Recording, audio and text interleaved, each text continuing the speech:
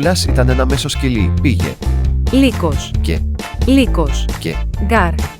Μετά έφαγε μία σούπα αλφαβήτου και αυτό που συνέβη ήταν παράξενο. Στο δρόμο για να πιτσιλήσει το στομάχι της, τα γράμματα έχασαν το δρόμο τους, ταξίδεψαν στον εγκέφαλό της και τώρα. Έχει πολλά να πει. Τώρα μιλάει. Πώς τώρα, καφέ Αγελάδα. Η Σπλάς μιλάει, ναι μιλάει και μιλάει και μιλάει και μιλάει και μιλάει. Τι είναι το καβούκι, τι τρώμε πάλι. Ο παφλασμός μιλάει. Γεια σου, Τζο Γαντεϊό, ξέρεις, το όνομά μου δεν είναι Τζο. Δεν έχει πάντα δίκιο, αλλά και πάλι αυτό το παφλασμό μιλάει. Γεια σου. Έχει φωνή, είναι έτοιμη να φωνάξει. Το Σπλάς θα σου πει περί τίνος πρόκειται, μερικές φορές λάθος αλλά σπάνια αμφιβάλλει. Το Σπλάς θα σου πει τι είναι όλα αυτά τα σκυλιά μοναδικά. Δοκιμή, 1-2. Ακούστε τι να μιλάει, ο παφλασμός μιλάει και μιλάει και μιλάει και μιλάει και. Επικοινωνεί, απαριθμεί, διασαφηνίζει, υπερβάλλει, υποδεικνύει και εξηγεί, εκνευρίζει και υπερεκτιμά και,